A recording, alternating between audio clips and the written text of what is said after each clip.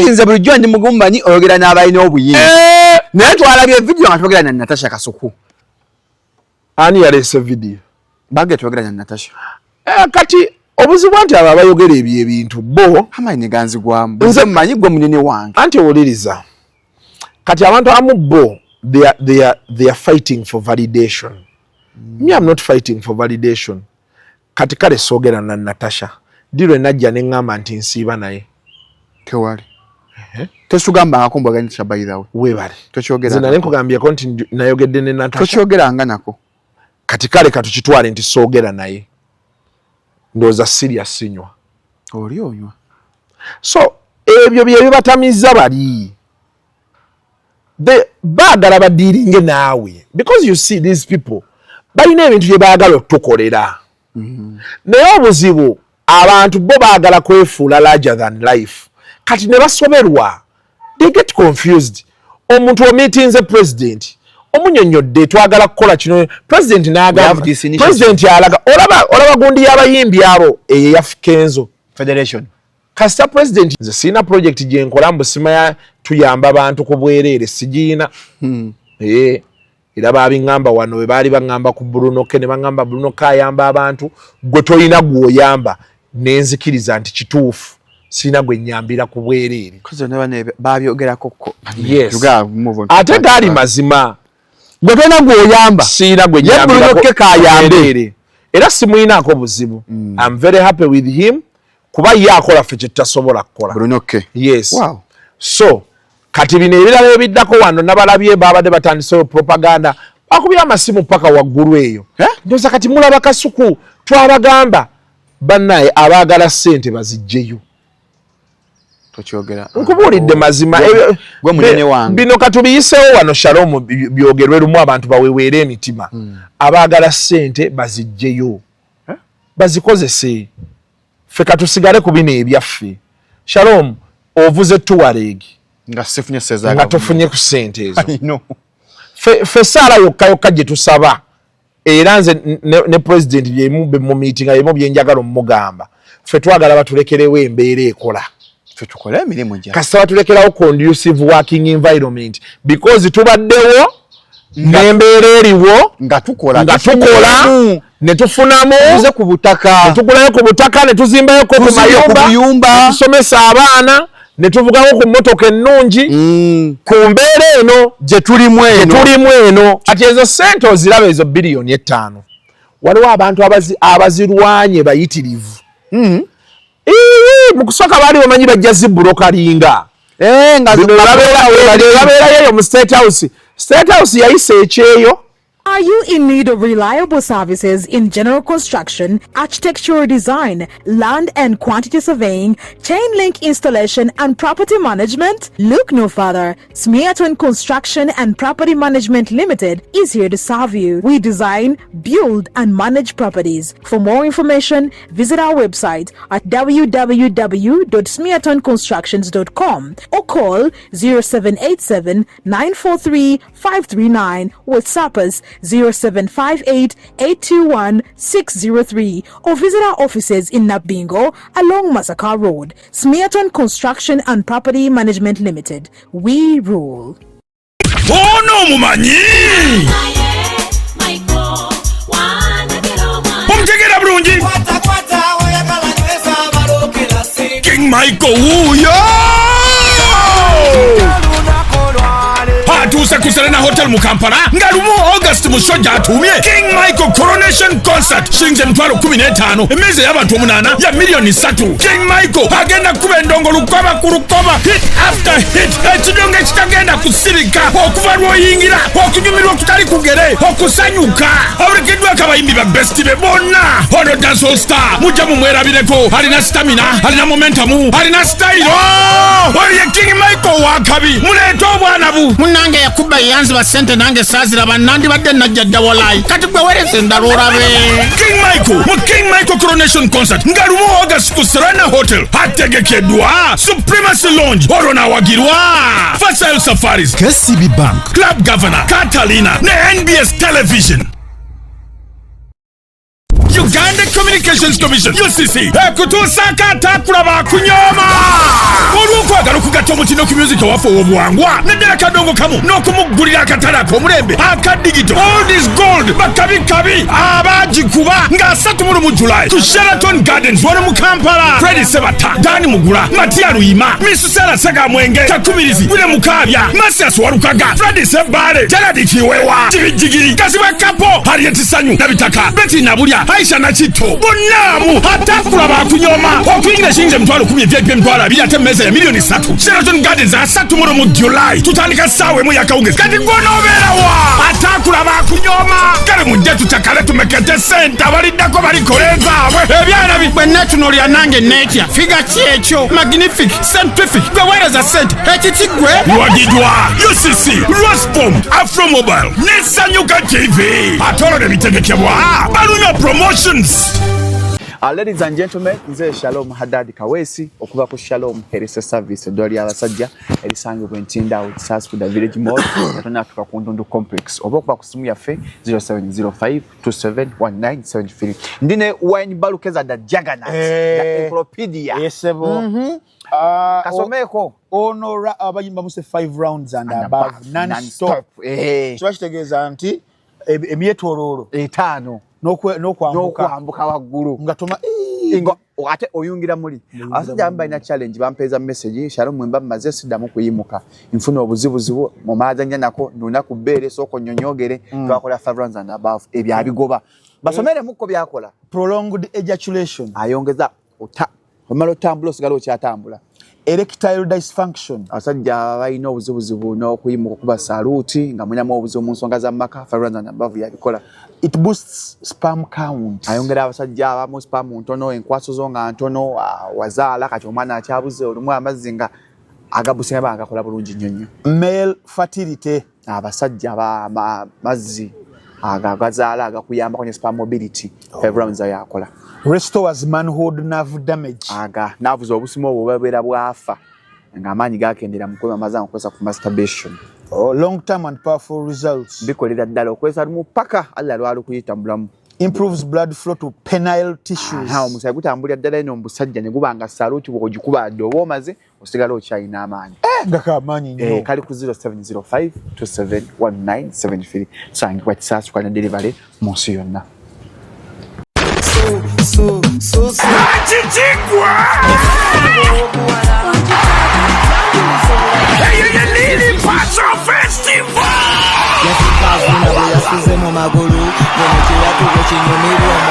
Abanyamusale n'abanyamukako muko w'amawuno aguse n'omwana w'omukana tinamu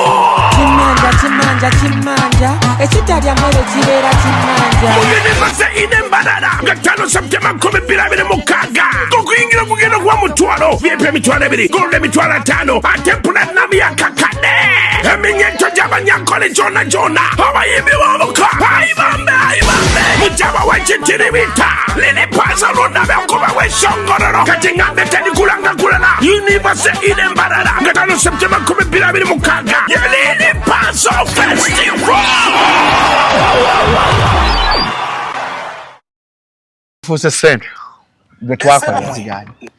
Welcome to Shalom 256 is happening betugamba kaswe kigambo it is happening ngoma yatuze tuli ku Shalom 256 yes Abakasuku making it happen yes betugamba afe chaffe it is happening betugamba mpola lero ndine Godfather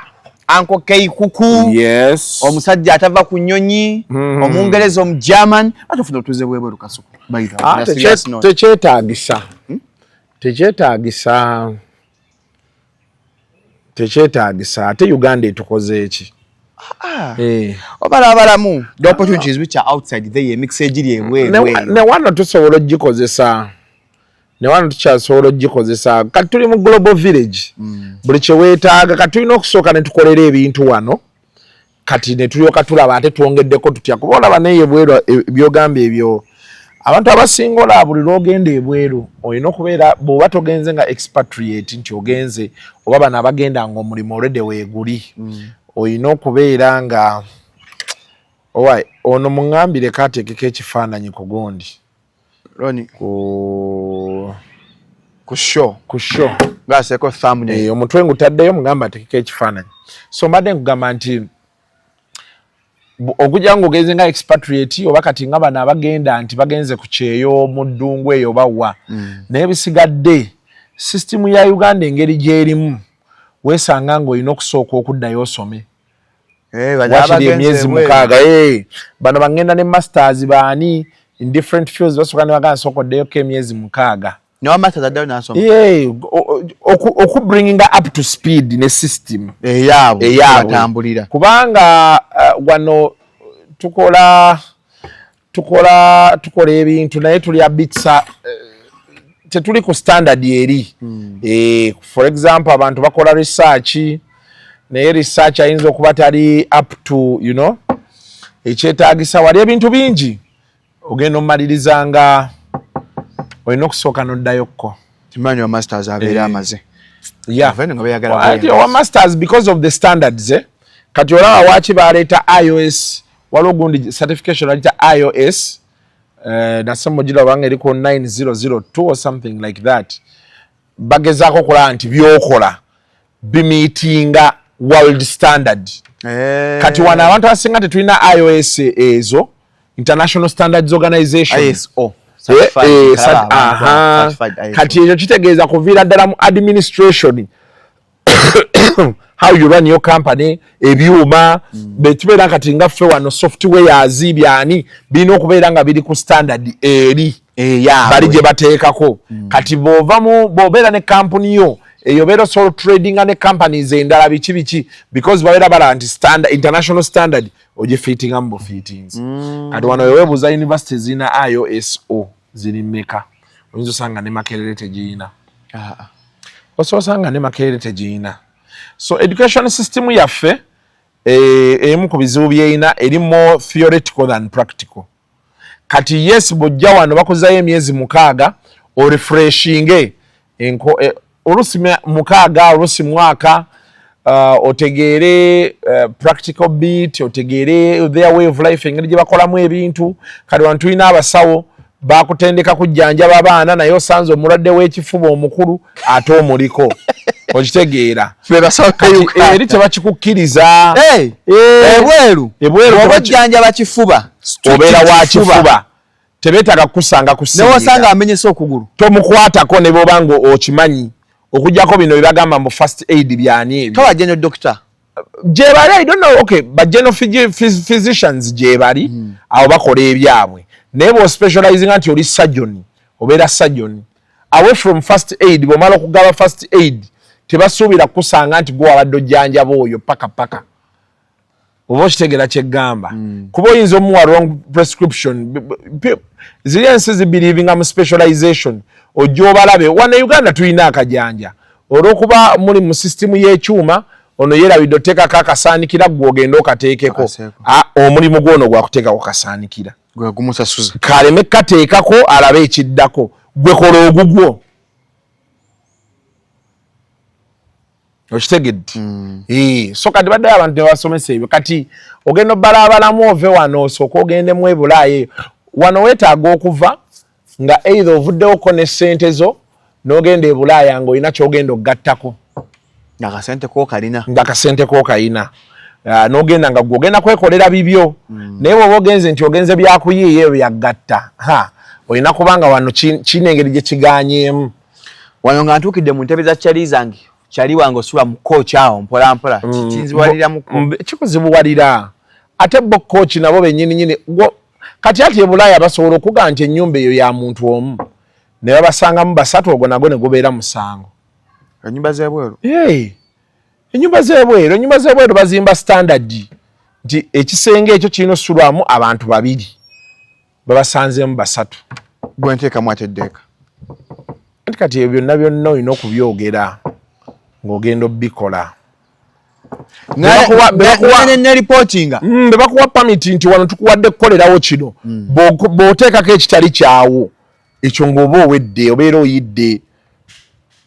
ky'oba omanya ebintu biri serious world over wano mu Uganda ffe tukyayinaayinamu wano ebintu bino ebyolabalaba ebyo ebitakwatagana ebyo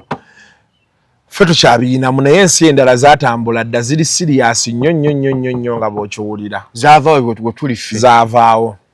kyova kati Kenya yavuddewo president tuto kyaleese butereevu university yabwerere naye kati fale wano tulina primary ne secondary ye bare minimum kati bw'olaba ate ffe gavumenti yaffe etadde nnyo amaanyi mu industrial training nti kati bw'omala senior 6 era kati abaana bangi batandise branching off oluvannyuma lwa senior 4 ne senior 6 which I think ideally bekirina obbeera kati nze personal ndaba nagenda bemala senior 6 nagenda nengezaako soma university nebinkwata nenkola diploma kati diploma eyo ate kati ngenda okuddayo okusoma bino ebirala bye naddayo ng'experience gye nafuna oluvannyuma lw'okukola diploma n'ennyingira job market nina mbeera sure nti kati kino kyensoma kyenjagala okukola kyenjagala okubeera oba okitegera kyeggamba obeera omanyi kyoyagala okukola naye kati abaana bangi omuntu agenda n'agamba njagala mu Uganda tukyalina abantu abali mu myaka 18 ng'ayagala kubeera accountant because yalaba taata wa accountant talina ene background ku current economy eri etya job market eri etya kyekitambula talina kyamanyi talina kyayinako yagala ba accountant kati atuuka eyo atandika bisoma bigaana abalala basoma kusanyusa bazadde baabwe okitegeera so nga ate omuntu wandigenze buli Munnayuganda yandibadde nga bw'amala high school agenda n'asooka n'akolayo diploma diploma bamala ogikola n'abeera nti alina entry level diploma yes kati bakugamba nti within 5 years olina okuba nga diploma wagi upgrading to a degree eno ogenda ogifuna mu kintu ky'oyagala oba ky'osobola kwaliwo abantu abamu nga yasoma human resource management n'agenda olaba ba interactinze n'abantu ate skill ye eri mu sales marketing muntu abeera mu HR agenda okulaba ate atunda yaawo biki okitegedde abalala bali mu logistics abalala bali mu procurement agenda nti ate byasobola birala ne byasoma nga byawukanye ddala kati nze I still think government yaffe yekyali on the right track kano ke yaleeta ka industrial training balina kati kwongera ka enhancing actually nalaba mu masomero ndoza government kyalina okwongeramu nti omuntu bw'omala senior 4 bino byosoma mu senior 6 egyo emyaka 2 yandibadde equivalent ya diploma okitegedde eno eleven kati eleven wandigenzo givaamu nga mu myaka egyo 2 osomyeyokko in addition to these other smart biology byani otaddeko oba plumbing oba carpentry oba bino ebyamawulire oba oshegeera ICT anyaka diploma kati nkogamba nga you have toina always basic knowledge of something but you have a little bit of extended knowledge ku kintu kyoyagala okukola kati awo ogenda okugamba nti kati kaŋŋende okusoma degree nga you have an idea kukyogenda osoma actually there are some schools that are now doing it at senior 4 mugenda osoma nga musomerako nezo practical courses nga plumbing bricklaying yes nakyaza omusajja ano ku bintu bya I&M bank ayina essomero liri buyikwa eyo basoma ebyo ku senior 4 ne senior 6 kati ogenda ebibuuzo okola bya mirundi 2 ku senior 4 okola ebyo ebya technical n'okola ne bino ebyaffe ebya UNEM kati bw'okomawo ng'oyise 2 weeyongerayo n'ogenda mu zi technical zaani nalabye ejje n'omuhozi agamba baagala kufuula Kyambogo original yali technical school kati balina okuddayo awo lako baagala gifuula oba Ame University na biki naye bateekemu ebyo ebintu Kyambogo Ame University lwaki bateekemu ebyo ebintu ebiri practical anti bwera bakola nnyo ebyo ebiri practical ne kati badde ebiri practical naye kitaya kusaba kigambo Ame University anti kati ndowooza Uganda weetuuse ekituufu kyo kiri nti twetaagamu military hand etteeka lyetaaga okwongera okumyumyulamu tulina ebintu ebimu bye tukola including me nga mu nsi endala tekyandiise tutabanga liba ddembe lyaffe bannansi batusanyuka anti eddembe tuyinza okuba tulina lingi naye ekibuuzo kiri nti tulagawa bino ebintu ebimu obiraba gwe kati genda ola Dubai eyo buuza ababeerayo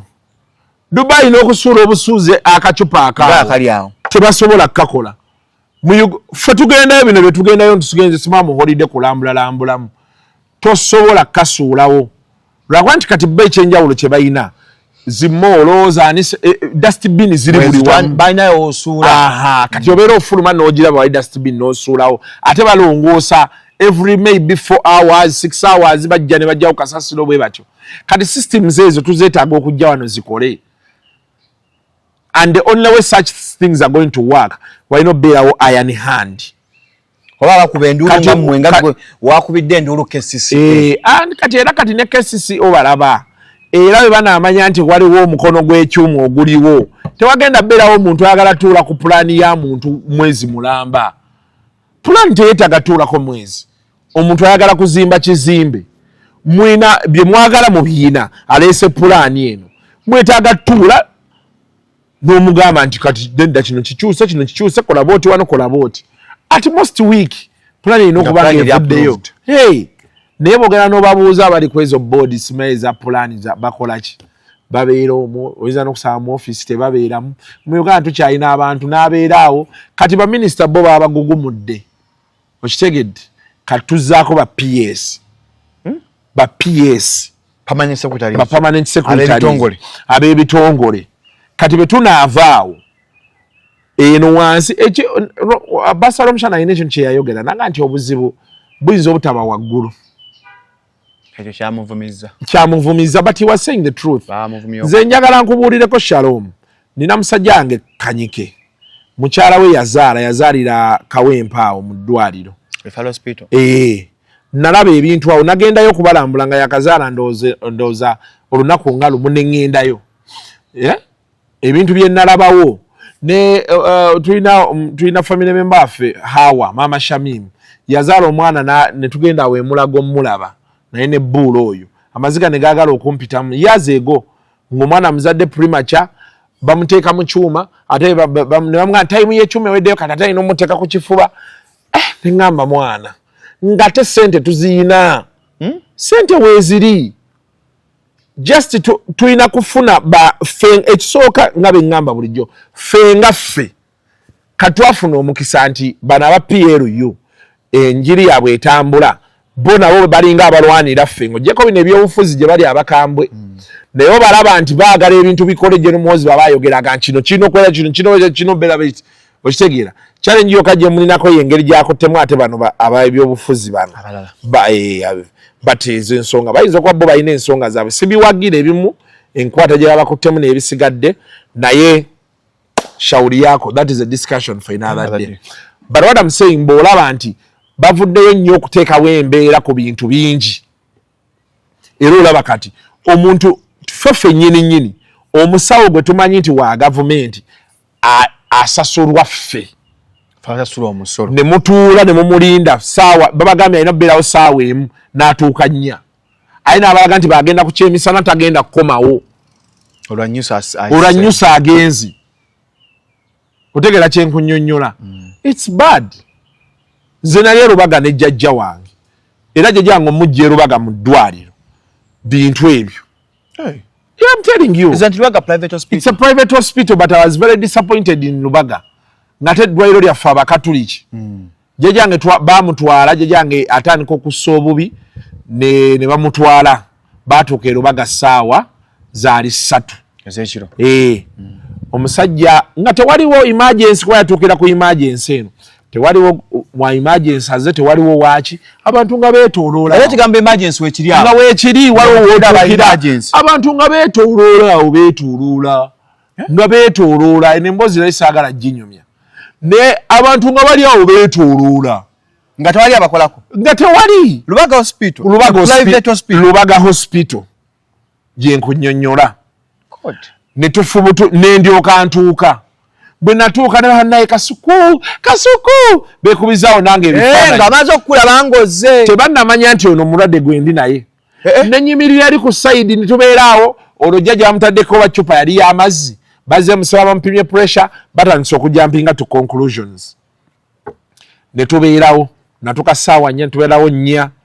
ku 5 n'enkuba emmeeza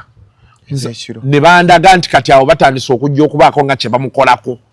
essaawa nnamba ng'ali awo abaatuuse ku 3:00 okutuusa we nafuluma nenkubakuba amasimu awo mu masimu ge nakuba oli ndooza yabakubira n'abagamba sendi yajja osobola okwogera naye sendi nankubira nanga nti Kasuku aba night shift ndooza babadde biki nagazako obuterawo excuses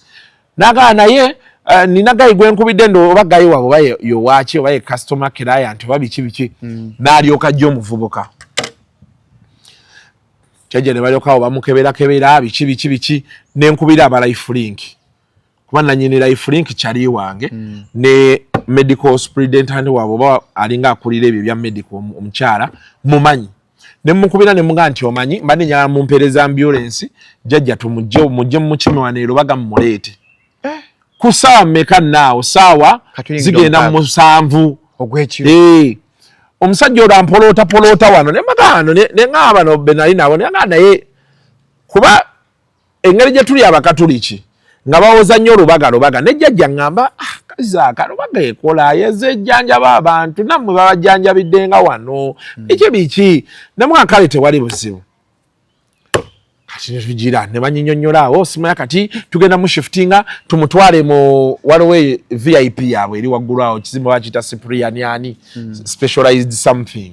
ne banga yekale kan ne bangamba jangu tusoke tugende tulabe jjajja we tugenda omuteeka nga nyambuka nabo nga tutuuka bangamba soko sasule tutuuka kuwa mobile oyo alinga accountant wabwe twasuka ntula we dakikanga aga ngakola ki oba simaya oba yayina oba kodi oba taliwo oba biki bannyonnyolawo ebintu bannyonnyolawo ebintu simaya balina okusooka oba ne baprocessing ebintu okubijja eri wansi ate simaya ne bijja eno ne mbaga nkale setuganye naye eddakiikaana omusajja ne mugamba boss mwandibadde yejjajja mu mutwala fenga tukola wane nga tukola biki ebyo sasule be process na payment nentegera nti okay kale mimbi ye procedure oba okitegeera oluvannyuma awo be nabagamba ekyo nagamba bayireka tukole ekyo kati ate ne bagamba nti banoonya wa ambulance nga netaliiwo amugye wali amusaza amuleete wano kati jjajja yagenda oyingira mu kasenge VIP room ye Lubaga ku ssaawa ndowooza zaali 9 kuva ssaawa ogw'ekiro eyazze ku 3 ne tukiriyalinga awo biki wololo kati ne ŋŋenda eka ne nkomawo enkeera ne bandeetera bbiiro oba yali ya mitwalo 7 okuva ku 9 paka awo we natuukira n'emmere bagibbiirinze lwayo amasannyalaze gaalo amazzi gaalo amasannyalaze bagabbiiringa lwayo n'amazzi gaalo Lubaga ogenda mu ddwaliro awo ku VIP byonna n'amazzi n'abasawo abajja obbalaba nabo bababbiiringa ku mmwe yes ekyo nkikubuulira kuba records zange baziina baba balowooza nti nnimba bagende bazipulinga out ne banyinyonnyola ate ku olwo twalina cousin sister nge across nga ayina muganda we yaliyo abadde kinga afunyemu issues n'olubuto naye yaliwo nina abantu nga 20 b'ensoolo okuleeta we bawakanira amazzi bagabbiiringa lwalo bill bagireeta bakucharginga room na bakucharginga amazzi na bakucharginga amasannyalaze internet kwolo teyaliiko ne bakucharginga emmere n'abasawo abazzo bakeberako kati ekyasinga okumalamu amaanyi ku Lubaga twalaba abasawo nga 3 nga bateebereza sinzira ate ngo wana basasula mbona mu specialized wing erenkeera biru yajja ng'ez'abasawo kweziri kati if I'm not mistaken kyenzijukira ekyo kati ekyasinga okummalamu amaanyi kyenjagala okukubuulira baatugamba tugende oba yali sikaani oba kinga balina okumukebera muno gaye yasembayo naga nti to ascertain exactly what is wrong olwo tuli mu lunaku ndooza lwakubiri oba lwoku tebanyazuula kimuluma tebannaba kuascertaininga kimuluma naye bakunnyonnyola ebintu byabwe otukanoga nti okay maybe kubanze siri musawo sibitegeera nnyo tebagaa kati kusinziira ku mujja kwetaaga ogenda ku sikaani ninga mu musawo kuba sente naziina ningamba baliwo nti esikaani eriwa nawe tugikole gwe ne banga sikaani yafa wali mu specialized wing tulina kgenda Mulago naggwamu amaanyi era we nakubira essimu ne nkubira aba TMR ne mbaga mujje mu kimejjajja kasita banga nti sikaani yafa naye ng'obaddewo ennaku 3 naye nga tubadde tusasula ssente ezo zonna eriko specialized nakyembuuliza kati basaako kyaki awo we nakoma era abakatuliki bo mbaagala nnyo naye Lubaga nagita mu mirembe Lubaga hospital nenjireka nagamba sigenda nali njagala funa audience ya Ssaabasumba naye neŋŋamba nti nyinza okutuuka ewa Ssaabasumba nendeekaana nekitamuyisa bulungi neŋŋamba naye njagala nabyogerako awo naye neŋŋamba obusungu nkyalina bungi neŋŋamba kankireke kambaleka awo kuba kati nze mbadde mmanyi omuntu oba ne ssente ekintu kyanguwa nnyo kyekiri kye nagamba abantu nti mu Uganda era osobola okuba ne ssente because systems don't work kati mu Uganda kati kankubuulire nze nagendako ku Central Bank okusaba ssente z'abavubuka yazeego nete mu Uganda ola ne babeera makanika tasobola kugamba mulundi gumu nti ekizibu tukizudde kikino kyakibola zino garaji zino zolaba ezijja ezo simaya Germany ka mechanic simaya baani bagenda twala emirimu gy'abano bonna anti omusajja emmotoka olugiteeka ku kyuma baati ne bagikebera ne batwala essaawa ezi nga bakebera buli bakuleetera buli kiriko ekikyamu ne bagamba naye kino ekyasobola otambula ne kisoboka naye kati bino bikole naye bw'ogenda mu zino galaji zaffe gamba ttaala nagamba ne diff yakutuka nga ndeese ettaala kati diff bijjira wa tubadde tukebedde obuno mugamba nti emmotoka eno banze kati nina kye nalinga nkola be nga nkyagenda mu ezo galaji anga nti emmotoka eno nina tuyesitategeera mpulira nga ina byekubagana ererako wansi awo tulabe nakugamba nti tanasumulako mipiira talina kye yakoze naga nti zino bush n'omugamba okikakasa nti zezo ogenda okukebera wansi eyo bamala bush nagamba bosi tetwakugambye shoko zayiika zonna nonga naye diagnosis eri nadde ensuubira ogenda sooka osobololeko emipiira gino olabe okke wansi w'emmotoka kati mu Uganda osobola okuba ne ssente era ekintu ne kigaana wadde ssente ozirina kyakivola abalina ssente akeera ku makya n'avaano naga kangende e India naye nga ebyo ebintu ebimu ebyo bye baagala okukola wano simaya boni maro byani bwebiri wano basobola obikola amalwaliro weegali agabikola gatiyemwala weegali wano galina zisajjala ezimu ze bakola kati baleese zino eza leza nga tebalina we bakusala kyemwala egirina babireese weebiri wano naye ekiganisiza era obuzibu kati abantu wakyola nti investment mu health sector teri nnyo kuba abantu abakisookamu oba abakibaddemu tosobola gamba nti you have a specialized hospital ng'ekyuma kifu otegera kyegamba olina okubeera nga omuntu kale yesu ebyuma bifa tetugaana naye olina okubeera nga backup omuyina kale ono bw'omugamba nti nno ekyuma kyafudde ku ssente zasasula muteke mu ambulance mwennyini mufuutinga eyo bbiiru kale munaamubiiringa abasawo baatugamba bo balina timetable kwe bajjira kati olina mugamba gundi cardiologist baabajja lwakusatu ne mufuna alina ekizibu ku lw'omukaaga ow'omutima mumukola mutya tumumaintaininga nga tulinda oli bebajja okugamba so kati yembeera gye tuyina mu Uganda wano kyenkunnyonnyola nti kati bano bemba ne kugamba bano aba PLU kye bagezezzaako okukola in terms of being the alternative they are trying to do those checks and balances okitegedde bo balina okuba nga bategeera nti bano bafuluma betuba nga ffe tujja tulina ebintu ebimu bye tulina otutandikira wano tugenda okukwatamu nga buli kimu kiri mulaala kiri kiriya onfuna bulungi so Lubaga hospital bete beyandisappointinga nenjijjako amaanyi kala tekyasinga okunyiza mu byonna jjajja baatuuka ku TMR enaalya ezo testi zonna bazikolerawo instantly yamala essaawa ezi sikaani simamukebera bino enkeera zagenda oyingira ssaawa 4 nga tutegedde ekyali kimuluma abasawo bagenda omukolako byani byonna era jjajjange baamujjanjaba ku TMR bulungi nnyo naawona ne bamusiibula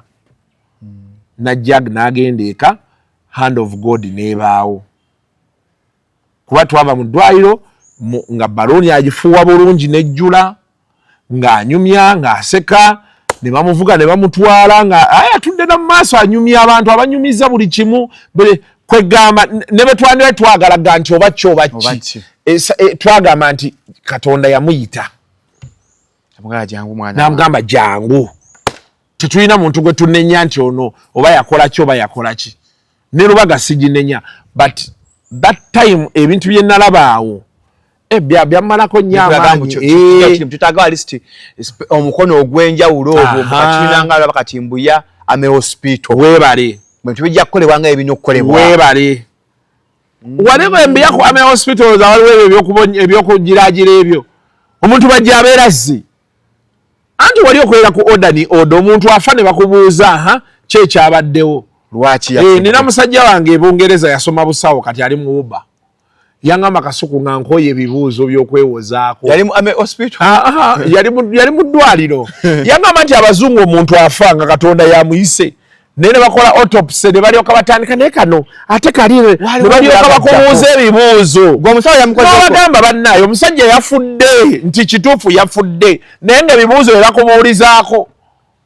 okimanyi wano mu Uganda omuntu bw'afa omusawo agenda bugenzi sebo no one is questionable or answerable. Autopsy oli yanga nti omuntu afa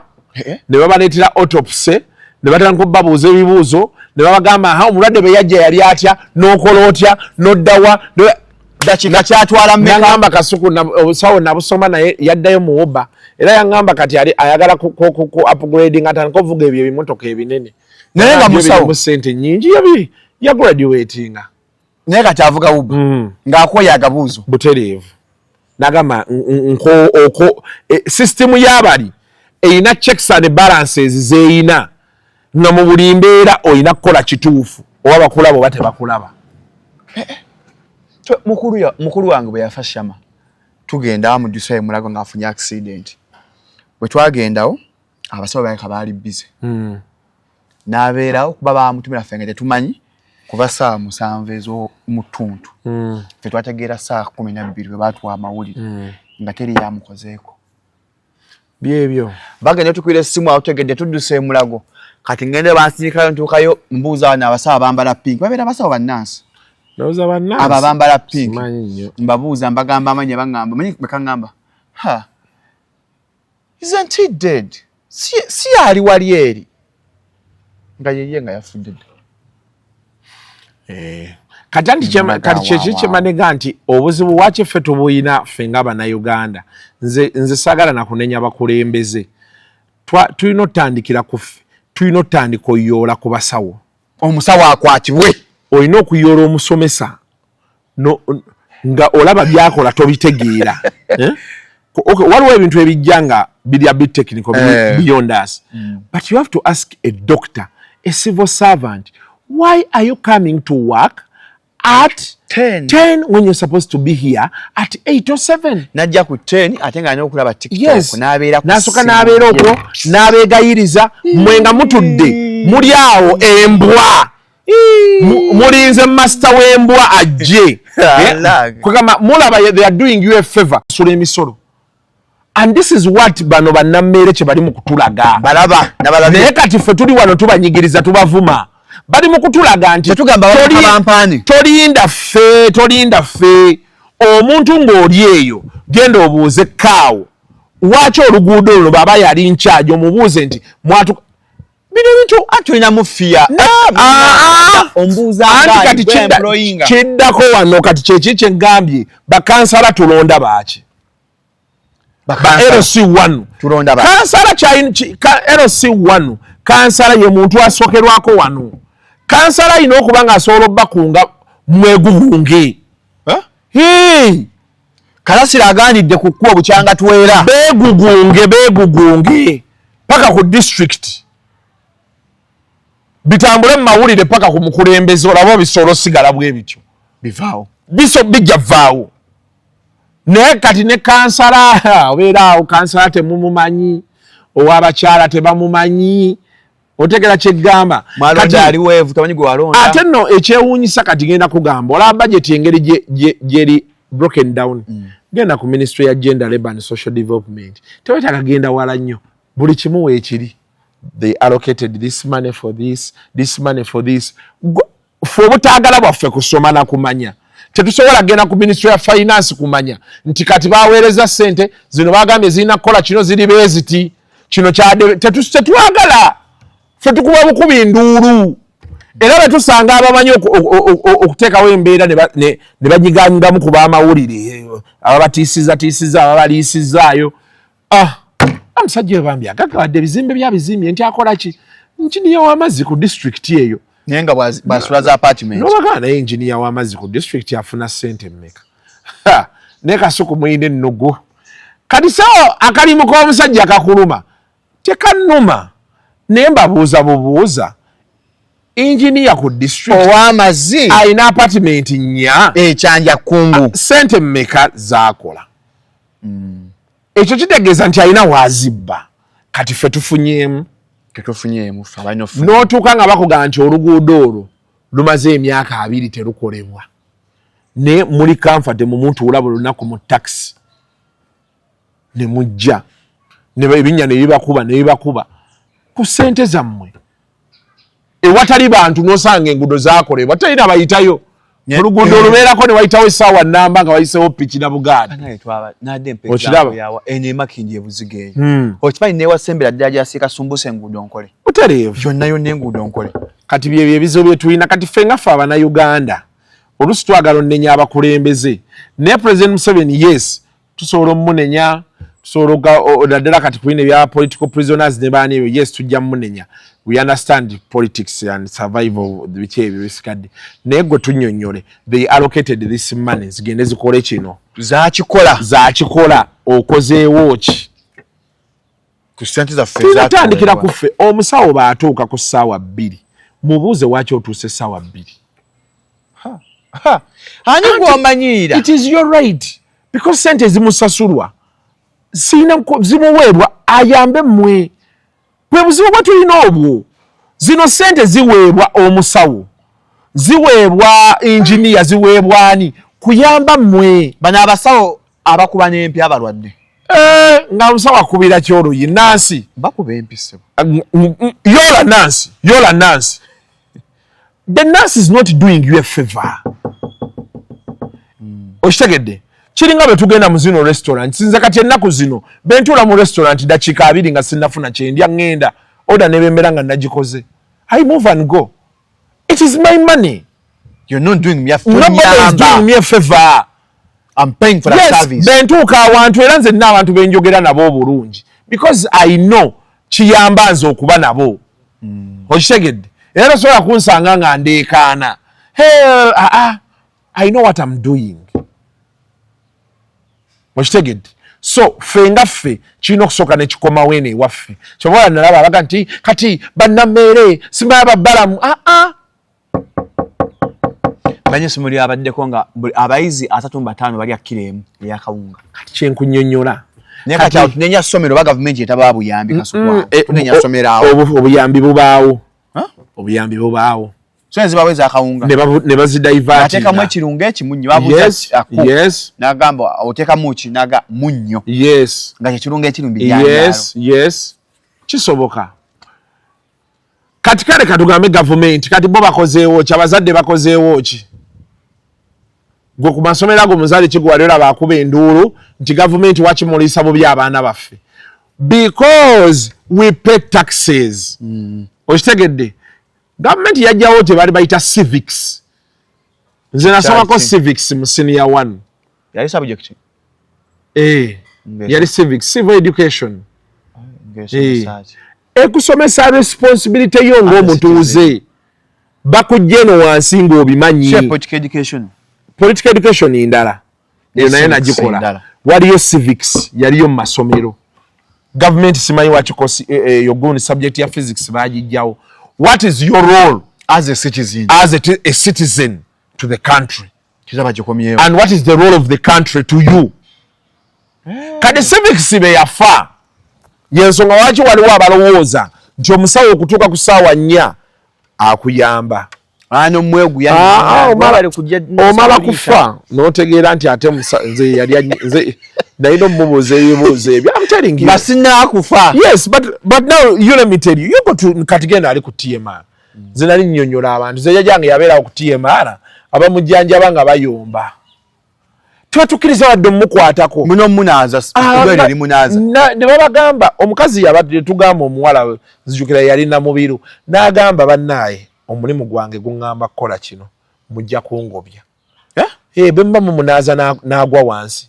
nze mmanye ngeri banaazaamu omulwadde because kati banyinnyonnyodde ekimuluma nina mukwata ntya muntu bawe na respiratory issues kale sigenda muwunzika naye mugenda kujja munkwataako siba munyweze ddeno ddeeri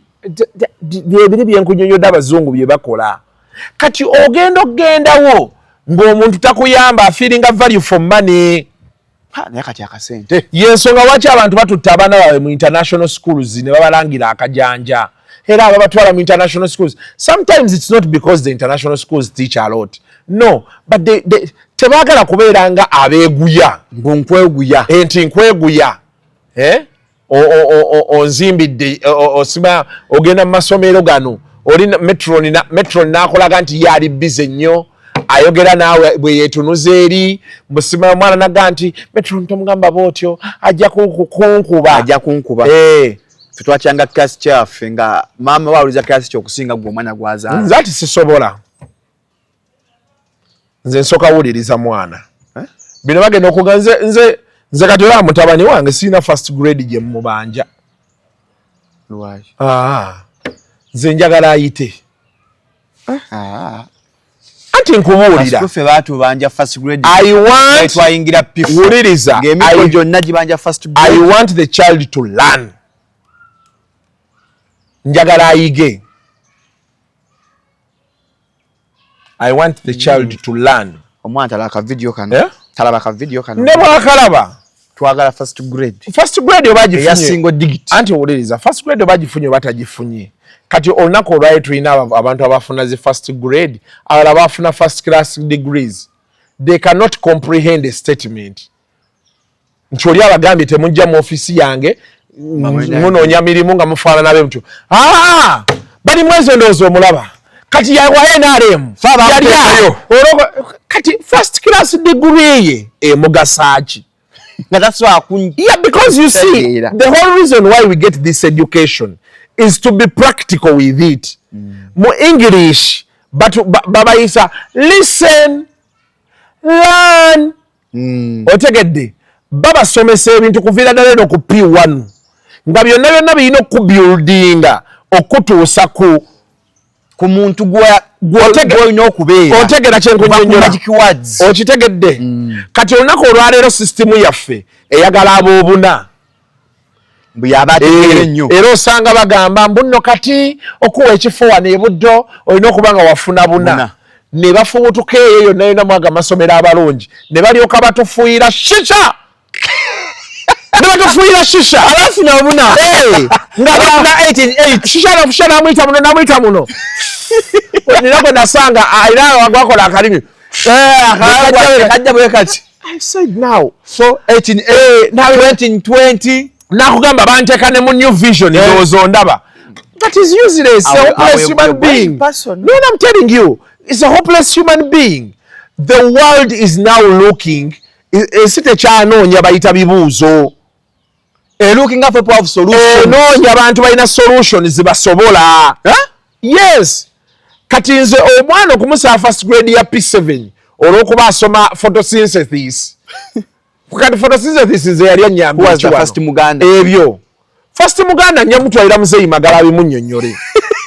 omusomesa yennyini yabimusomesa omubuuza ani Saapolo Kaggwa yali prime minister wa Buganda kuva ddi tabimanyi naye ali kukulamu waaka kati me I believe abaana tulina obbasomesa problem solving skills. I agree with you. Critical thinking. Abaana tulina obbasomesa listening and learning. Abaana baffe. These are attributes Magala zayina nti Magala yasoma. Tulina abantu bangi abataagala kusoma. It's a problem also. Si bino ebyekibiina. Nenga ne newspaper bebeerawo n'ogimuteeka mu maaso tayagala gisoma. ne bwomuga nti Daily Mail yiyo zizino stats zebogedde ku Messi tayagala bisoma in his mind he's stuck with Messi yasinga naye tumugambye nti statistics endala zizino ziraga kino kati beba bali mutubonyaabonya bwe basanga Dakaba kigozi I mean Dakaba kigongo agenza abisomye Dakaba abisomye abitegedde bimuli mu mutwe batandika byogera nti kati okusinzira ku Lionel Messi mu mwaka bwagoti yakola badinati omusajja alina bwino oba bijjawa jabijja nawe gyolina bijja make research they don't want to pay attention bilioko biri passive byola biseera bibeera ku TikTok live nanko okwogera ebintu ate bwanyonnyola nti bannange nasomera Namugongo nokati Namugongo wavaayo bano Namugongo ngate tukoze bubi omuntu tugenda tuka amasomero gaga nti efe tunyago bayita ku basoma naye bamuka stop saying you want to say mu meeting ya twali mu ya baguna amuga wa amasomero gajja gamba ko ebintu bya mwangu bikibicheyo nga byo ngo kyakola bwocho tuddamu gambo asomera sete ekyo kirekere ddala je tulaga esomero lyegana omuyizi esomero limuga nti nedda betuba nga tusikiriza abaana balala kujja kyokola si kituufu tetujja kufuna bantu balala so that's one of the issues we have in this country. Yes, but people need to understand nti omusolo ne baba toguwayo directly oguwayo and you have abantu banatandika okudemandinga okubenefitinga mu musolo gwe bawaayo ebintu bingi bigenda chuka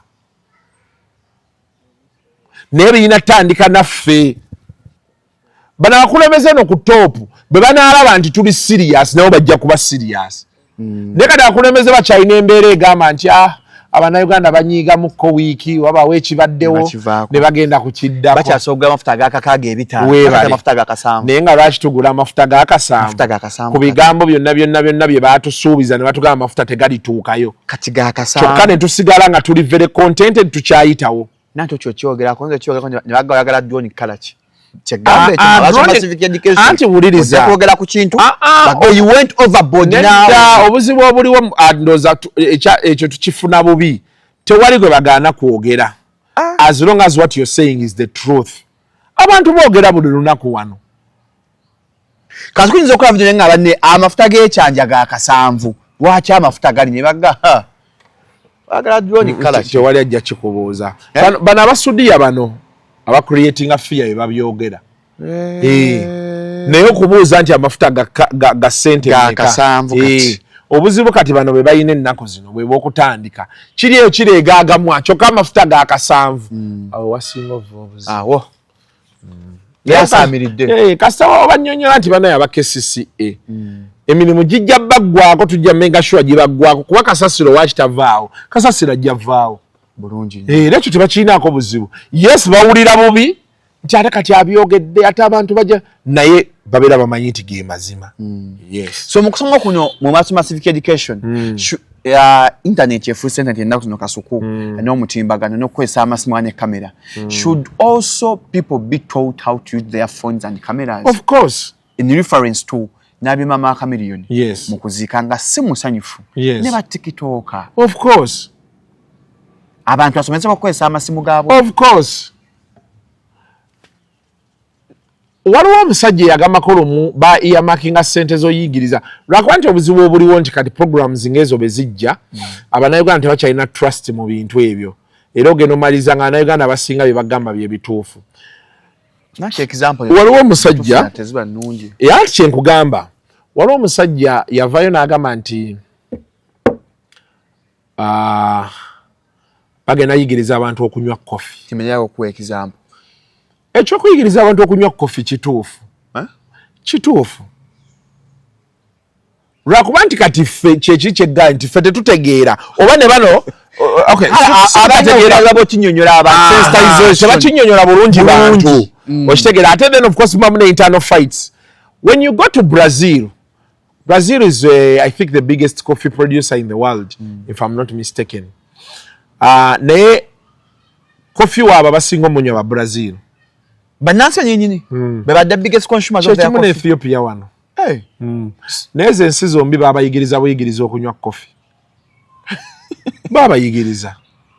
ng'abanyonnyola emigaso gya coffee. Yes. N'okubategeeza nti bannaye tusooke twewagire wano ngaffe buy Uganda build Uganda. Kati Ethiopia almost 50% of the coffee they make asigala waabwe.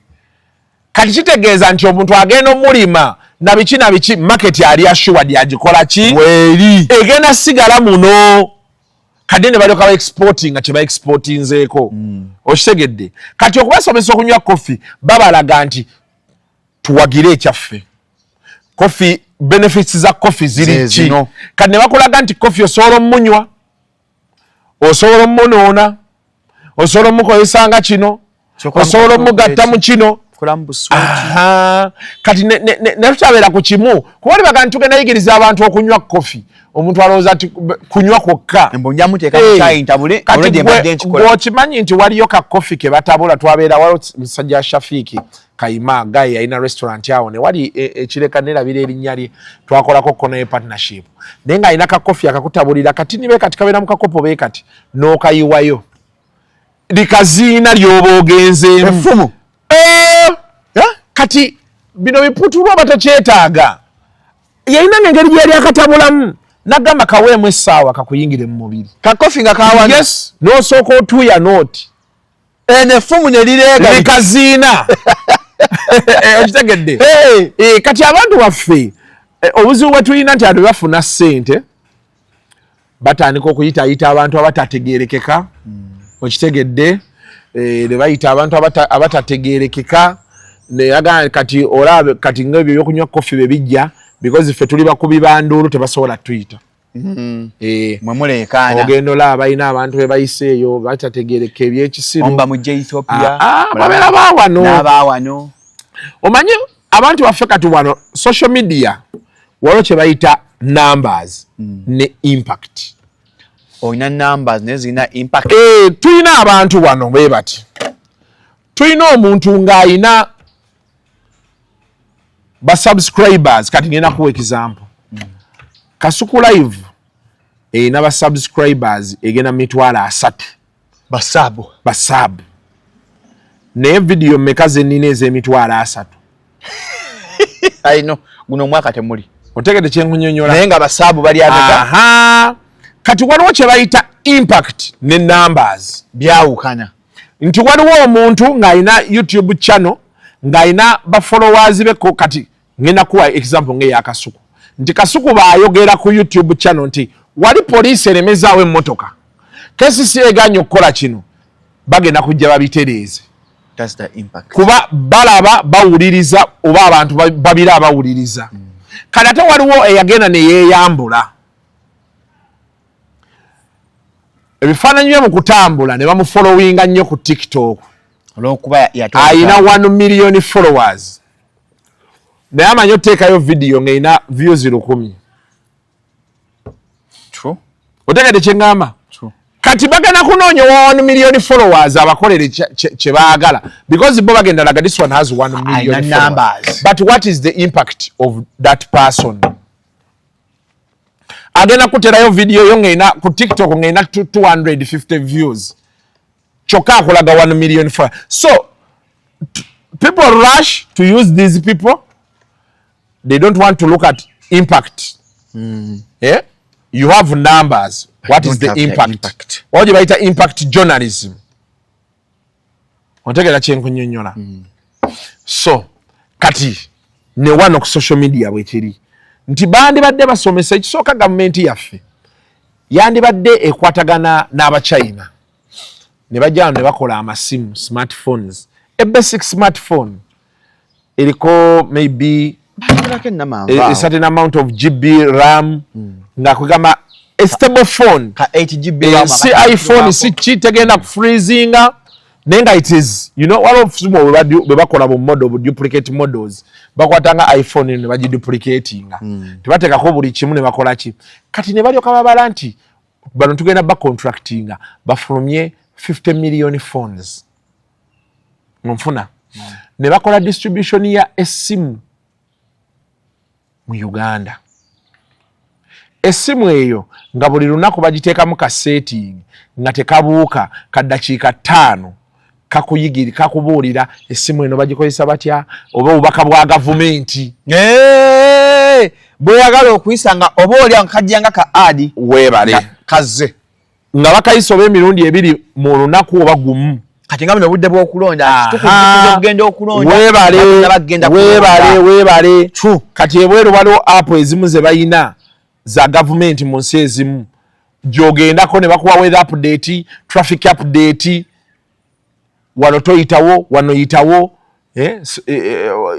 updates zonna ovaaka nga omanyeewo okuyita kati basobola okukola essimu ezo ne baziteekako government of Uganda app nga information eri okwo yonna nga president bino ebaagala social media bilioni 5 balaba bebalina ozziwa ate bazina budodi bw'abakandidate ba nopu kitegeera message yagiteeka okwo essimu yo ne freezing nga terina kirala kyekola oli ku president olaba president neyeregulating eddakiika zaaga 3 obubaka bwe naabubawa essimu yo neddamu neekola otegera kyeggamba kati okwe balina osomeseza abantu enkozesa y'essimu bantu bapostinga emirambo Kasuku mu kufiirwa enkozesa y'essimu nno tetandikireyo nno mu mirambo enkozesa y'essimu yakukwata halo nze mwami Kasuku nsaba kwogerako ne mwami Shalom yoono etiquette phone etiquette awo tutandikira enkozesa y'essimu nti omuntu bw'omukubira missed call 2 muweereze SMS oba WhatsApp olinde omuwemu eddakiika 3 oddemu omukole ki omukubire wano nina gwe nawemula ebiseera ebyo ne mubuuza ani afudde ewammwe kuli bano bandi Saudi ng'alina baagala ennamba ya Jafari nkulopera ab'ebweru ayinza okukubira emirundi 2 nomubuuza mukwano bakutidde Saudi mami Kasuku njagala namba ya Jafari abaana abafere namba z'abafere nomugaa nti kale nkitegedde naye waki onkubira emirundi 4 kati Kasuku nkulopera abantu b'ebweru abaakafuna ennamba yo nakukubira ku WhatsApp first time getting my number why do you have to call me on WhatsApp ng'akafuna ennamba yange empeereza ndayira nga nkya Allah buli ankudde ku WhatsApp nga sina nkublokingirawo nze nina bennina akuweereza message akuweereza message audio ya dakiika 10 namba mpya nomuga nze laba baziweereza amagamba I will not listen to it I just block nze mbaddamu ne magamba I will not listen to it badde mbasaba Uganda na buli muntu amanyi Oluganda please bw'oba akafuna ennamba y'omuntu mweza message mugambe nze Shalom nsobola okwogerako ne bansobola okukubirako don't just call tokubira muntu ku WhatsApp nga simu temwebaka naye tonkubira nga sebaka naye ku WhatsApp bane ekinyiiza ekintu ekyo kisina kireeta obusungu naye omuntu ye anyway kimpuliza obusungu kati twetaaga okuyigiriza abantu ekyo kyekisooka ekyokulala UCC ne ministry ya ICT bainvestinge mu trainings social media bagikozesa batya kuviira ddala ku ogigulawo otya kabali afuna esimu nteramu ka WhatsApp nteramu ka TikTok n'atandika balina okumanya ebintu bino how do you monetize your work and babanyonyola togenda monetizing work awo ng'okola ebyo balaga abantu abafunyeemu bakola ki government yennyini eino coming up ne social media policy ebyo senga babirowoozaako ensi zonna kati ziri ku ebyo zisobola okukabinga ebintu bino ebungereza kati nga tonnaweza myaka 16 tebakwagala ku social media tolina kubaako genda ku YouTube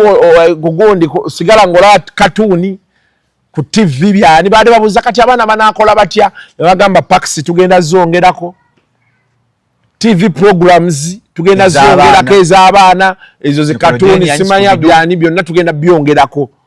abaana baconcentrating bakule bakirize babeere baana gavumenti y'Ebungereza ebyo yagambye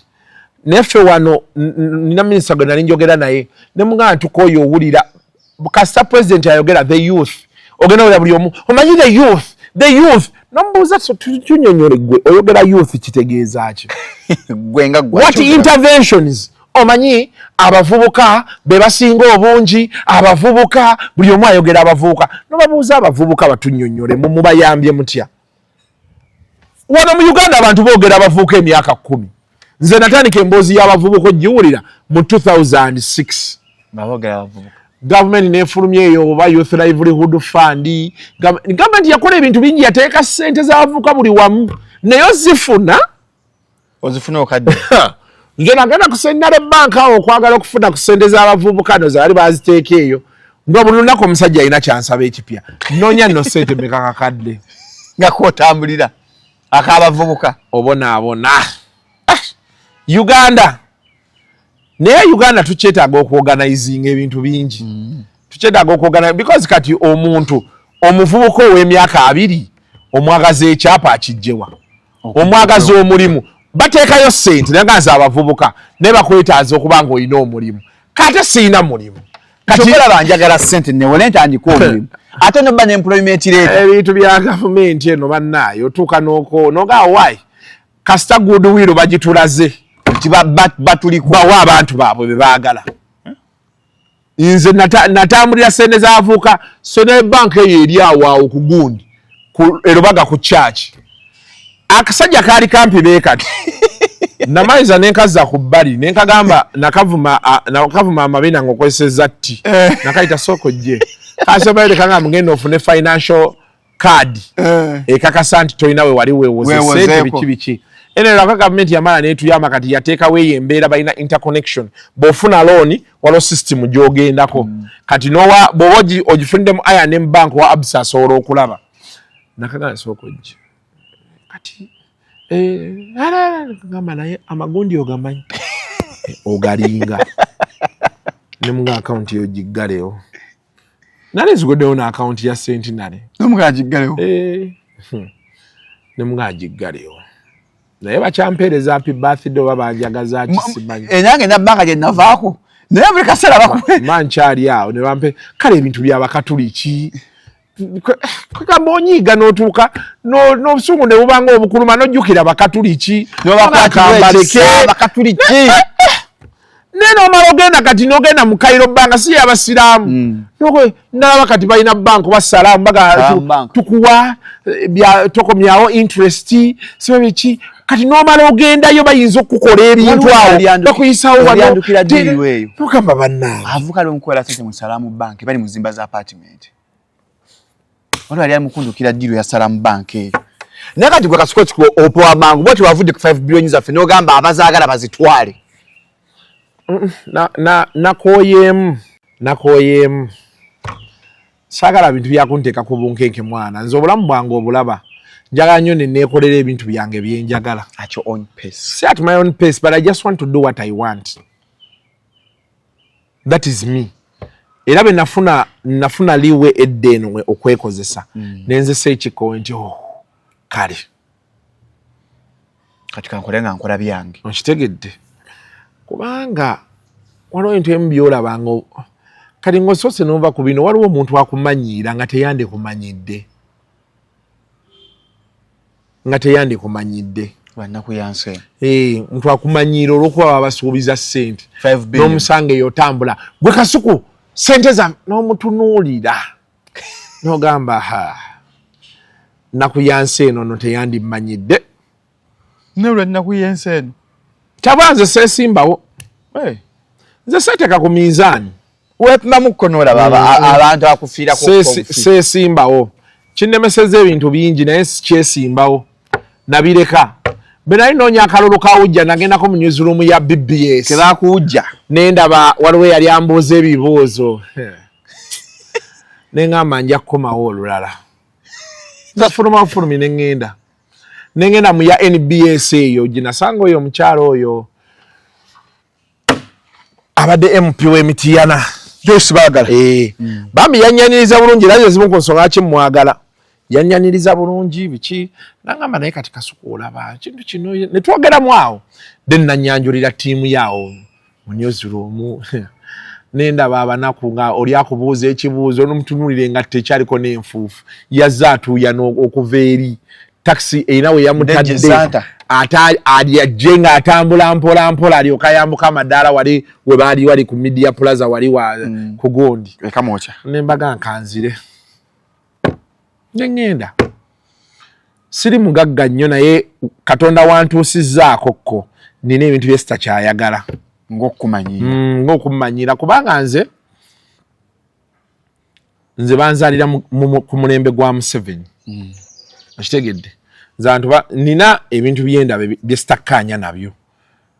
ebyo byonja byogera buli lunaku nga bano abaana be bakwatira mu drone be bawamba be bakola ki sikkaanya nabyo era on any given day lwakuba nange ng'omuntu nina ebintiisa okitegedde ndi muntu naye so kwegamba obaako wookoma ng'omuntu noga nti naye kitali ekyo nze nzaaliddwa mu mulembe gwa President Museveni neneesika ku mbeera gye bataddewo ti omuntu osobola okusoma muzadde wo basangibwa ba bizinesi ekola nengendako mu masomero amalungi nenvaayo nenfiirwa nembeera bwe nti neneesikaasika paka wendi wano so sisobola kuvaayo kugamba nti gavumenti ya Museveni mbi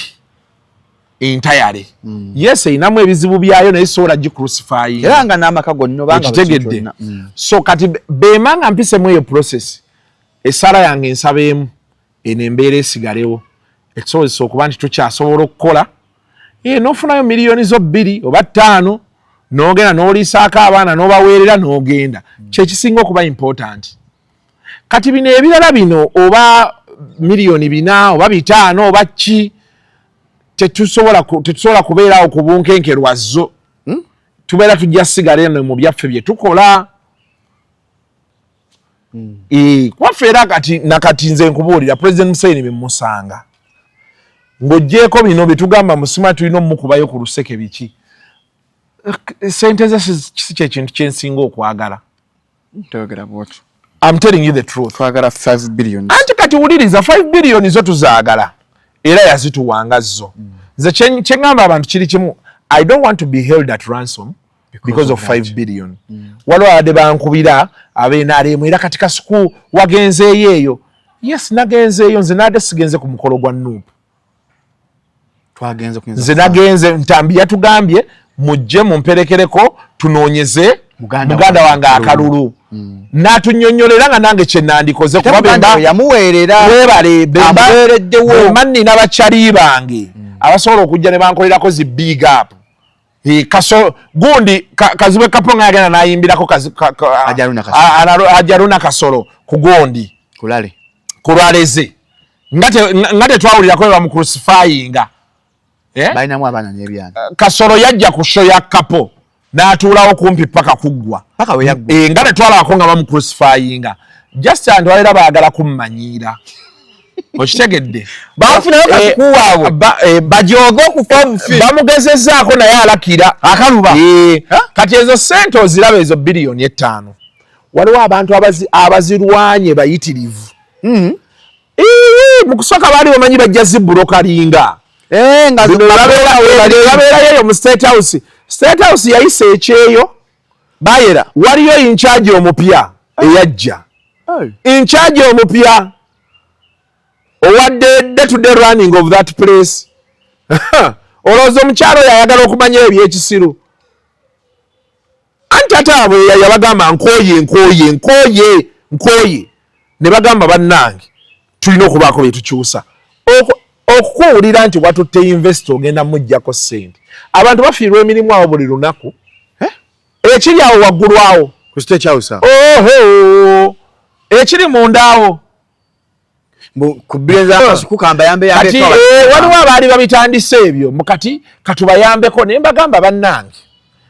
sente bazitusuubiza be bali babaagala ozituwa bagenda zituwa era nze najja wano ne mbagambira nti bane buli omu asigale ng'akola bezirijjamu ezapawonta zajja oluvannyuma lw'emyaka egi ebiri gwokyalimu ebyo zajja oluvannyuma lw'emyaka egi ffe twakatandika kati ffe tugenda kupiikinga okuba nti kati tutandise ofuniramu ddala nga mu 2029 era 20 tujja kuba tukyali relevant era ba 2029 ojja kwewunja nnyo Shalom ng'olina emmotoka nsajja beeti nga bakweguya n'okweguya bakubuuza so Mr. Shalom gwe serious saba kimu bulamu nze bapromota nabalabayo twali tuva ku Jazz with Jaaja eyasooka nga bayitawo saawa promota president wadde bamuteeka ne ku nninga noka nedda biki nga meeting baleekaana n'oleekaana va fe wano twakatandika tuleekaana naye ffe tetulina kye twakoze tebannatuwayo wadde akalimu nti kale mutukolereyo kano tukuba enduulululu era ffe wulululu batunuulira ne baseka tetunnagwa mu kibalo kyabwe balina we batubalidde nti mu 29 yao 2028 noza tujja tandika nabo nga twolekera okulonda awo because ffe tulowooza obuzibu bwe tuyina ffe tulowooza tuli ba kitalo nnyo abalina obuyinza strategy ze batambulirako ku peesi yaabwe nze bulijjo ndi mugumbanyi oyogera n'abalina obuyinza naye twalabye video nga twogera na Natasha Kasuku ani yaleese video bage twogera na Natasha kati obuzibu nti abo abayogera ebintu bo amanyi ganzigwamu nze mmanyi gwe munene wange anti owuliriza kati abantu abamu bo they are fighting for validation me I'm not fighting for validation kati kale soogera na Natasha diro najja neŋŋamba nti nsiiba naye tewali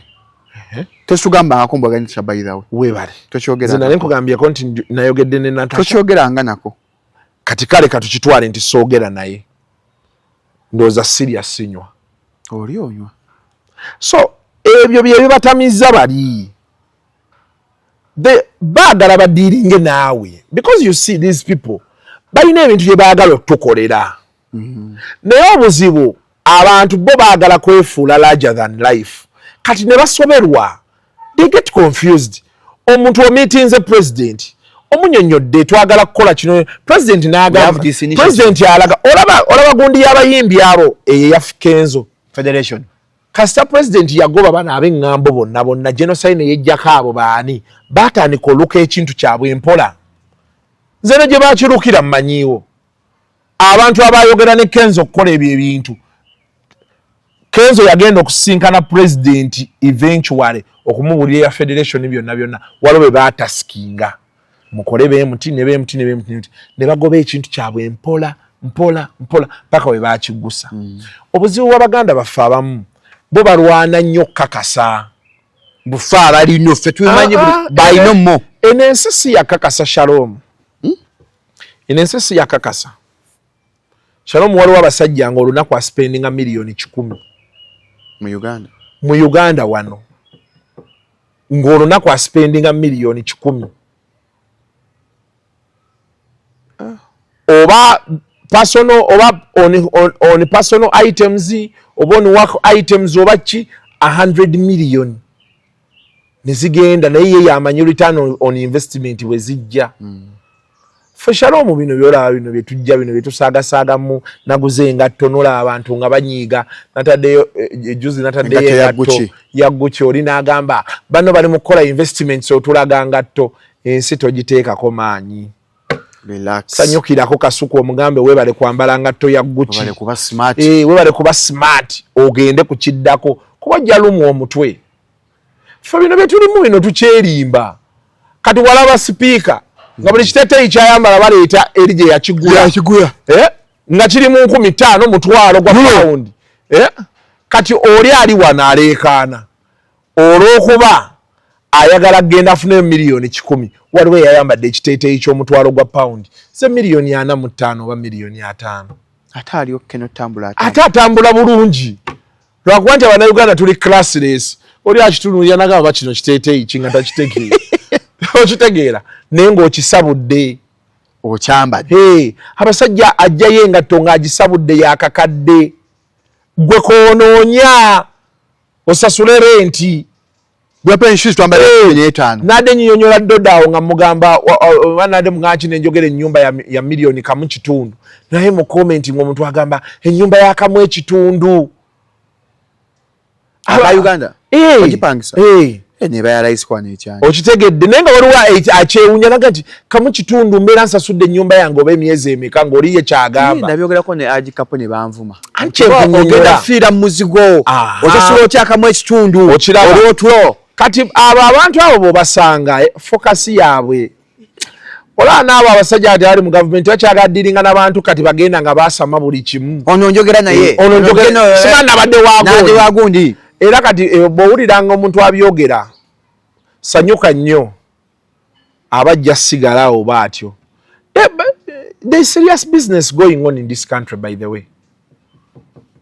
Tulina munamawulire munnaffe tava mu State House. Ne tayogeranga nako nti yali abaddeko namulaba nga bwe twali mu State House Nakasero. Bapromota baali bajjanga naye ayingira yeebwala ati bebe kulu amusherudi nze bwayitawo bwagenda tayagala tumulabe. Namawulire munnaffe.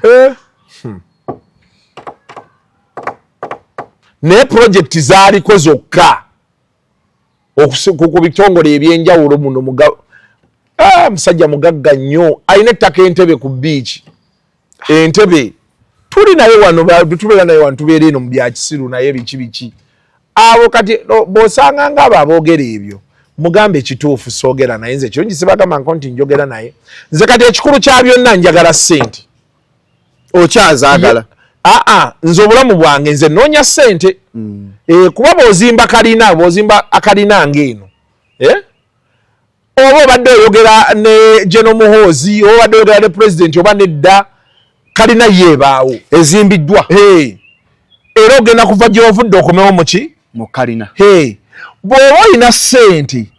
waliwo abasajja abalina ssente nga bakoze bizinesi zaabwe wano nga omwezi alina wajja miliyoni 4. Yes, webali bajjajjako expenses ze zaani kali n'asigazaawo 2 n'akeera ku makya n'akwata bulungi wano passport ye n'afuluma n'agenda e Bungereza n'abeerayo wiiki ze 2 n'akomawo. Talabanga ku General Muhoozi, talabanga ku President Museveni, talabanga ku Prime Minister, takolanga ki. Kati bw'otuba tukyali mu system y'amaalombo simanya toyogerangako na Natasha. Obeera osaaga. Abantu bali serious. People are working. Yes. So, what I'm trying to tell you wali kiri nti sente sagala muntu to hold me at ransom because of that 5 billion. Yes. If the money comes, nze nabanyonyola. If the money comes, buli omwe alina okufunako. Ekyo bakigamba n'abaali baleekaana luli. N'abagamba mukole essaka eyammwe, the money will come. Bwe ziba zizze, bwe zituukira ewa Kasuku, era nina okuziwaako accountability. Kyono namuwaayo miliyoni 10, sako y'abali nenjiwaayo besiti, nabo ne batulaga ssente bazikozesa batya. Bwe zituukira ewantu ewalala, era bwe tuba tuzaagalako tulina okuwandiika proposals ne tubalaga kye tugenda okukozesa ki ssente. As simple as that. Ekyokulala President atuwangako ssente ezo nti yaziwa ba NRM era baakibagamba abaali baleekaana luli ne babagamba ssente ezo zammwe mwenna content creators. Webali nnyo. Ekyokulala nze sirina bwe nali mpitibwa oba njogedde n'abantu bangi mu gavumenti sina yali aŋŋambyeko nti Kasuku ndiringa naawe nga wa NRM. Okitegedde simuyina era buli adiringa nange adiringa nange on merit. Aŋŋamba Kasuku njagala onkolere kino n'okisobola ne mga nja kisobola ku ssente mmeka nti bweziti. Nze sirina project gye nkola mbu simanya tuyamba abantu ku bwereere sigiina. Era babiŋŋamba wano bwe baali baŋŋamba ku Brunoke ne baŋŋamba Brunoke ayamba abantu gwe tolina gw'oyamba nenzikiriza nti kituufu sirina gwe nnyambira ku bwereere. Babyogerako. Yes. Ate gaali mazima. Gwe tolina gw'oyamba sirina gwe nnyambira kayambe. Era simuyinaako buzibu. I'm very happy with him kuba ye akola ffe kye tutasobola kukola. Brunoke. Yes. Wow. So kati bino ebirala ebiddako wano nabalabye babadde batandisewo propaganda bakubye amasimu paka waggulu eyo. Ndoza kati mulaba Kasuku twabagamba bannaye abaagala ssente bazijjeyo. tokyogera nkubulidde mazima gwe munene wange bino katubiyiseewo wano Shalom byogerwe lumu abantu baweweera emitima abaagala ssente bazijjeyo bazikozese ffe katusigale ku bino ebyaffe Shalom ovuze Tuareg nga sifunye seza nga tufunye ku ssente ezo ffe saala yokka gye tusaba era nze ne president byemu mu meeting ayemu byenjagala omugamba ffe twagala batulekerewo embeera ekola ffe tukole emirimu gya kasita batulekerawo conducive working environment because tubaddewo n'embeera eriwo nga tukola ne tufunamu tuze ku butaka ne tugulayo ku butaka ne tuzimbayoko ku mayumba tusomesa abaana ne tuvugako ku mmotoka ennungi ku mbeera eno gye tulimu eno kati tubasaba kimu nti singa basobola otwongerezaamu yes singa because kati nze personally I have proposals I would love to share with whoever is in charge era ezimu mbadde meeting ayo ku bantu abamu n'omugamba waliwo idea eno ezimu ne bazibba ne zibalakiro zi executinga kuba si kyangu naye kye twagala mbeera ekisobozesa okwongera ku guno omulimu okitegedde we have the capability to make even 100 billions and actually in taxes. Wow. But some of the things twagala social media eteke lifuga social media usage social media regulations ero tuyagala ekya data nalabye Starlink just manyi rate andika ebiryawo katwagala okuformalizing omulimu gubeere mu structure nga bokola nga influence oba social media ni atolina okuwako government omusolo naawe osigazeeko so that ate government ebyako byekukolera ebirala kyokka ffe fa betting atujjako omusolo omungi ennyo okitegeera betting akujjako 14% ng'owangudde nooza okiraba government esigaza automatically yes kati byebyo ebintu bye twagala okubeera nga tutunuulira so abantu njagala kwongera bakakasa nti temutuula bufoofufu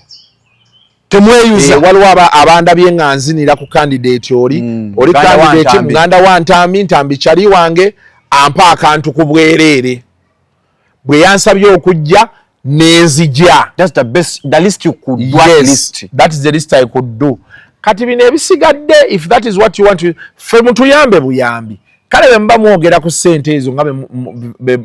fe tutali ba NRM oba baaki mutuyambeyo katini ndezine ensonga endala muzitwogerereyo nti asajja bano baagala formalizing mulimu guno okitegeera twagala okuregulating omulimu kuba ffe kati abamu tuli ku buzibu ebyo ebintu ebimu ebibaawo basonga ate mu kasuku abantu abo b'okulira nomugamba bannange tolina bw'otandika kukubira muntu nti owaaye kati ate ekyo ki kati ng'ogenda okwetikka ebizibu ebitali bibyo naye ng'ate amasimu gonna agajja wange kasuku gw'okulira abantu abo nobagamba bannange nabakulira ddi era kuva ddi okira kyeŋŋamba so bino ebisigadde bino Shalom tujja tandikira awo ebisigadde naye nga ffe kati bye twagala okusinga byebiri okitegedde tulabe engeri gye tweyambayamba because we want people to see this as a job nti mulimu abantu bagufunamu abantu basasula emisolo omuntu ajje ng'omuntu ali sure ngenda noonya obulango balange nange mpeyuwala omusolo gwayo nkoleko studio eyakabi because ebintu ebimu kati olaba nga omuntu bw'ogula ettaka n'ozimbako studio eyiyo ogenda gikolera mpaka lwolifa paka you just upgrade noga nti after 2 years ebitala bino kwasa JD naye nakikwata mu generation ye kitaba nga kitambula tulina ebintu bye twagala okukola twagala kufuuka ba streamer twagala kuva ku bino ebya YouTube we want to stream muntu ng'ofuutuka wano n'obeera on the road paka yiganga ne streaming nga nva yiganga nga mulaba live mulaba bantu tubuuza bantu kino kikola ki kugamba ebintu ebyo beebiti ebiri serious twagala kutuuka ku level z'aba ishow speed waliwo omuvubuka omusenego yawangudde gundi yes mwaba ye Wodemaya ezo levels twagala kati kukuza kintu kukiteekaawo naye tukyalina ebintu ebimu bitulooza nti gavumenti singa etwongeramu wano netukwatirako wali tujja kukola ki yes naye kati ate amaanyi abantu bagazizza mu kasuku wa Nuupu ate wa NRM ate wa Common Man's Party kati ate tibiyamba okiraba kyegamba so ekyo njagadde bakimanye baweweere they have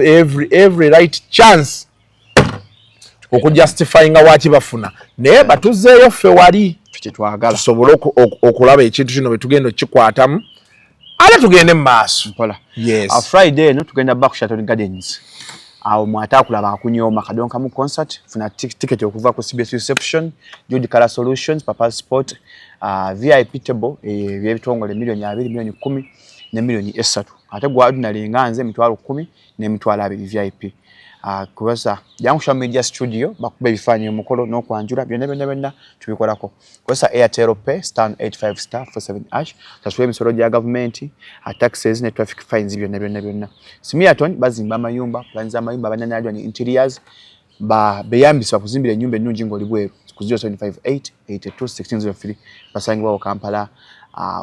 na Kampala no Nabinga awo ayina mutova abatanga 21 August muje Adebayo ntwaro 10-15 emeza 3 mu Strongman concert awo ku Serena Hotel atenga lumu tugenda back King Mike era ku Serena emitwalo 15 emeza milioni 3 14 atondeke kololo festival ya King Sam emitwalo 25 emeza milioni 3 mpola Mary Batanga 28 ne wa Serena Hotel awo teyoga sikona ku lwaleero mubeere bulungi mwera